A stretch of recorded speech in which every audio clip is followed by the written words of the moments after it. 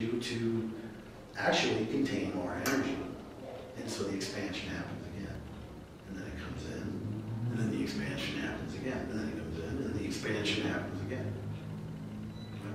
If we can shorten those spaces in between, wouldn't we?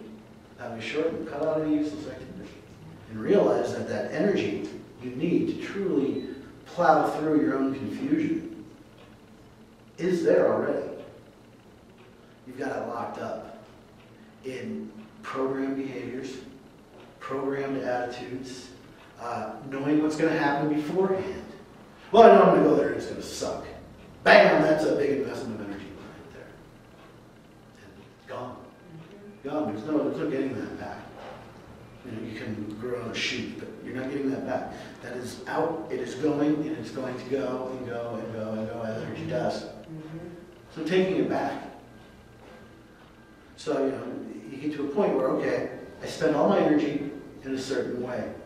It always leaves me feeling the same way. It's never going to change. I mean, if you continue to do that, nothing's going to be different. Nothing. Right? So, really, being intimate with oneself is questioning why they need, what they need and why. And then being really honest with that.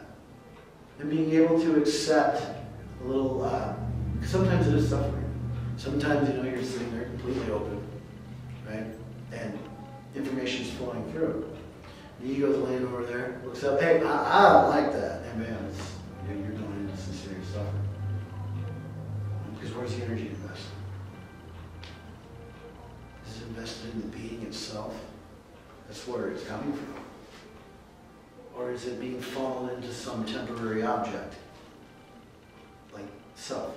This is a temporary object. You know, we're very alive, but we're still a temporary object. I'm going to live to probably 70 and I'll be done, right? Bam, body goes down. This whole thing, I can work on it all the time and it's going to the trash.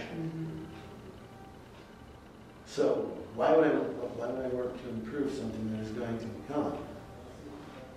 Why would I work to improve that which I am? See, you don't really improve it.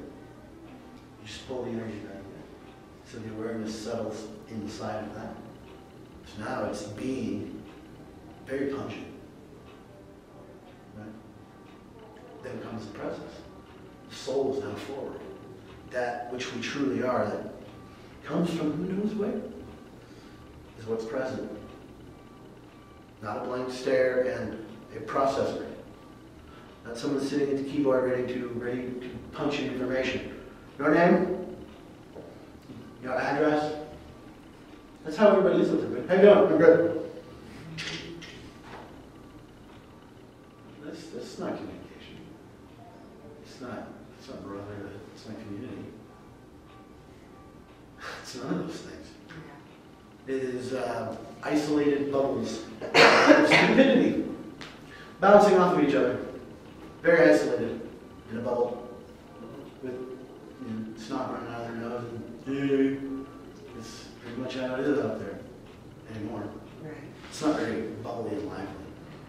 It takes a celebrity to come around for that. Oh, look, everybody's all happy now.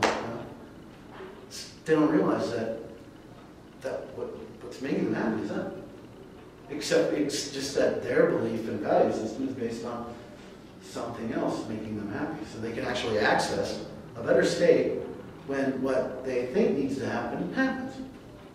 But then when they think what needs to happen doesn't happen, that's not good. So abandon the whole thing just because it works sometimes and it's good for you sometimes. But when it sucks, it really sucks. Then the good stuff, it ain't worth it. Balance it out. I mean, okay, do 1 for 1 at least. Not, 5 minutes of a smile followed by 3 months of depression. Yeah. Well, that sounds like a great way to go. Really? And there's a quicker way. To really, basically just to ask the question, what is it that's looking out of my eyeballs? Where is it looking from? And then be prepared for the shock of your life. And don't be afraid. Because what you're going to realize rather quickly, I don't know. I have no idea. And that can scare a lot of people. Immediately they'll run to that mind and start going, well, start chewing all kinds of information, facts, and statistics, and all kinds of things, religions. But it doesn't necessarily have to happen. Because, yeah, you have no idea where it's coming from. And you have really no idea what it is. It doesn't change the fact that that's what you are. Right? So it doesn't have to be a dilemma. It's an exploration. Right? The cosmos is right there between your eyes. The entirety of it. And then, beyond the cosmos is even behind your eyes. That which the cosmos is sitting on. It's all right there. You're not denied access to any of it. It's your belief system that keeps you from it. It's the way you handle information that keeps you from it. Like religion, it constantly tells you what you are and where you're going. Great. What about now? You know, tell me about this. Tell me about this. No, there's no need to talk about that. So how do we have the? So wait a minute. So only the priests and the Pope get to have the blissed out sacred experience? Yes. Well, screw them. Seriously, screw them.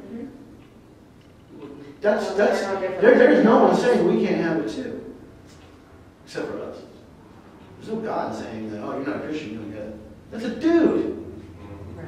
You know, that reminds me of, like these movies you see. I think it was called 13th Warrior. It had Antonio Banderas in it. Did you see this? He's hanging out with these guys, right? And they're going to go fight this army. They all believe it's a mythical creature. It's this snake of light. No, it's men. It's just men. They're going to bleed just like men. These guys telling us all this crap are people who don't know what's looking out of their eyes either. So it gives them the authority to tell us exactly how we should use this, where we should invest its energy and its attention. It's for us to decide. Right? When you're confused or you're not really connected with this, you're very easy to persuade. Right? But when this is intact and you are aware in it, not of it, in it, aware in it, it's actually being energized. No one will have to tell you a thing. Not a thing. You won't have to believe anything else the rest of your life. It frees you up, frees so much time. So much investment of energy is now free. Now you have a surplus. Because you are already what everybody's trying to convince you should be. You are what you are. Here it is. It's what you wake up with in the morning. It's what you do everything with. Why do you need someone else to tell you about that? I mean, it's us.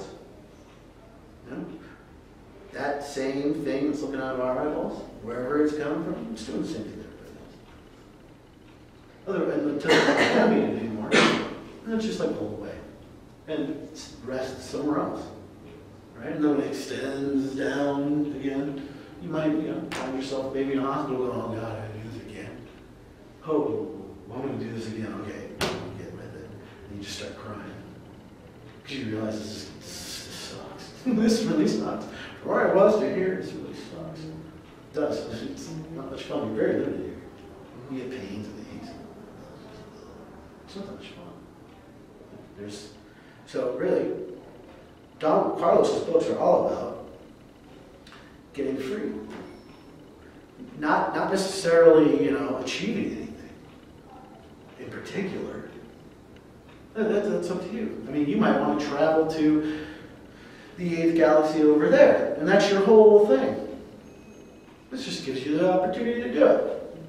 Right? You could be your goal to burst into a bright light. And